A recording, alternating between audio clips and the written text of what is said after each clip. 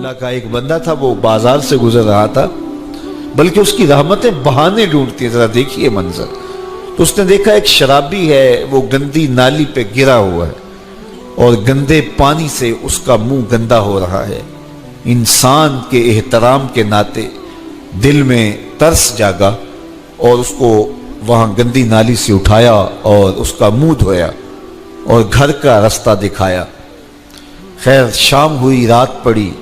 جب پچھلا پہر ہوا تو وہ بزرگ جنہوں نے دن کو شرابی کا منہ دھویا تھا تو وہ مسجد میں تہجد پڑھنے کے لیے آئے تو کیا دیکھا کہ وہی شرابی جو دوپہر کو گندی نالی پہ دھت پڑا تھا آج اس بزرگ سے بھی پہلے مصلی پہ کھڑا ہو کے نماز پڑھ رہا ہے.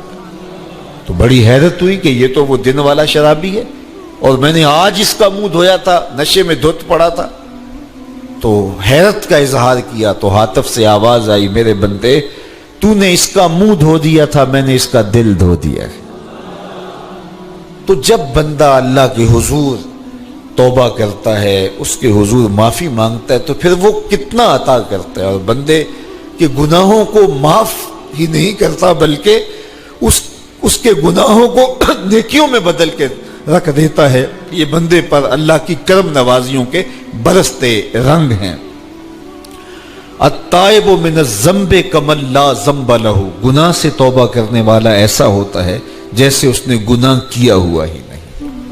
حدیث پاک میں آتا ہے کہ قیامت کے دن ایک شخص اپنا نامہ اعمال کھولے گا اور اسے فرمایا جائے گا کہ اپنے نامہ اعمال کو پڑھو. تو وہ نامہ اعمال پڑھنا شروع کرے گا.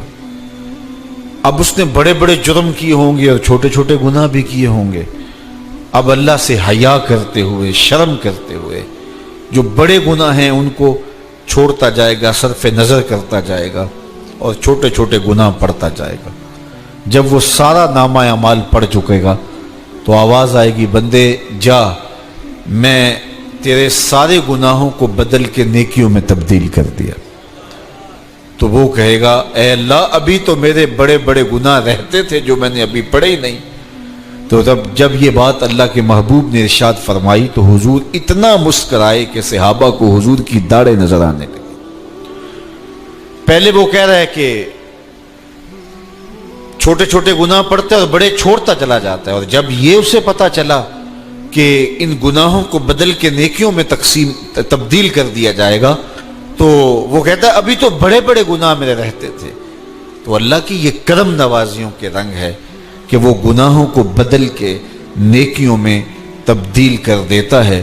اور بندہ جتنا بڑا گناہ گار تھا جب سچے دل سے اس کے حضور توبہ کرنے کے لیے حاضر ہوتا ہے تو پھر اتنا ہی بڑا نیکوکار بن جاتا ہے. سیدنا عمر فاروق رضی اللہ تعالی عنہ کا زمانہ تھا اور آپ جانتے ہیں وہ ہاتھ میں درہ رکھتے تھے اور گلیوں میں گشت کیا کرتے تھے رات کو.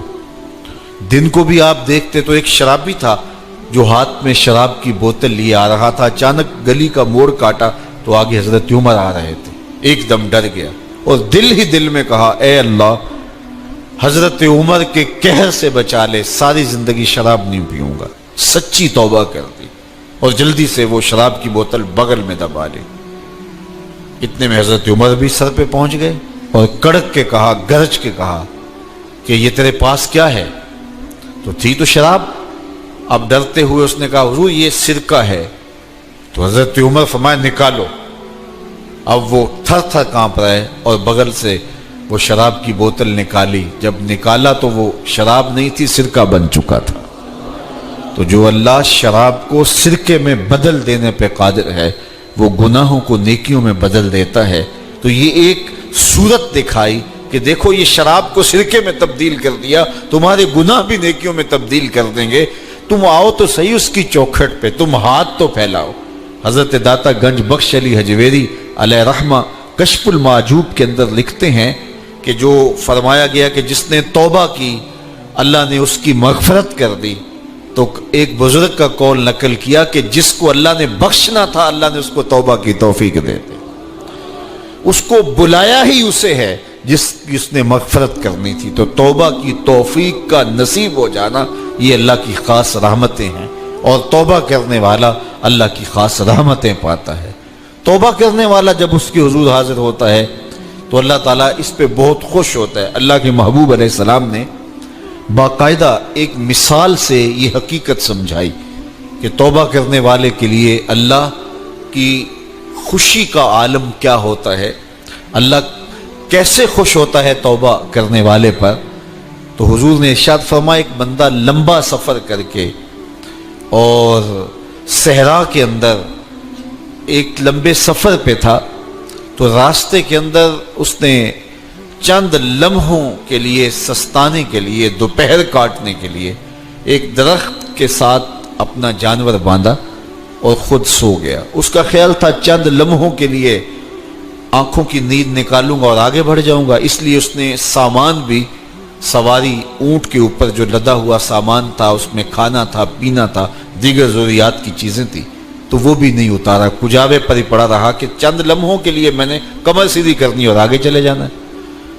تو تھوڑی دیر کے بعد اس کی آنکھ کھلی تو کیا دیکھتا ہے کہ اونٹ ماں ساز و سامان کے غائب ہے۔ تو صحرا میں اونٹ کا گم جانا زندگی گم جانے کے مترادف ہے۔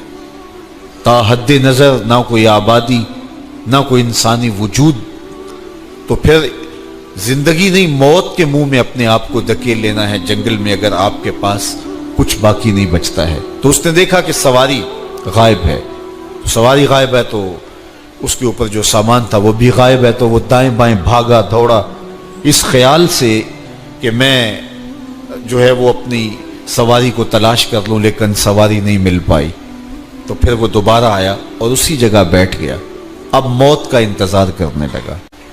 چونکہ صحرا میں سواری گم گئی اور میلوں تک انسانی آبادی ہی نہیں ہے، تو وہیں پیاس سے ہلکان ہوا، بے چین ہوا، وہاں درخت کے ساتھ ٹیک لگا کے موت کا منتظر ہو کے بیٹھ جاتا ہے، اور یوں بیٹھے بیٹھے اس کی آنکھ لگ جاتی ہے۔ اچانک اس کی آنکھ کھلتی ہے تو کیا دیکھتا ہے کہ اونٹ ماں ساز و سامان کے پاس کھڑا ہے۔ تو اونٹ کا ملنا زندگی مل جانا تھا، تو وہ اتنا خوش ہوا کہ خوشی سے اس کی زبان بل کھا گئی۔ وہ کیا کسی نے کہا نا کہ جب بھی تیری قربت کے امکان نظر آئے ہم اتنے خوش ہوئے کہ پریشان نظر آئے۔ تو کہنا تو یہ تھا کہ اے اللہ تو میرا رب اور میں تیرا بندہ، لیکن وہ خوشیوں کے ہجوم میں درک گیا اور کیا کہتا ہے، اللہم انت عبدی وانا ربک، اے اللہ تو میرا رب، تو میرا بندہ اور میں تیرا رب۔ تو اس قدر وہ خوشیوں میں درک گیا کہ اس کو اپنی زبان پہ قابو اور کنٹرول نہ رہا۔ کسی کے آنے سے ایسے ہوش اڑے ساقی کے، شراب سیخ پہ ڈالی اور بوتل میں کباب۔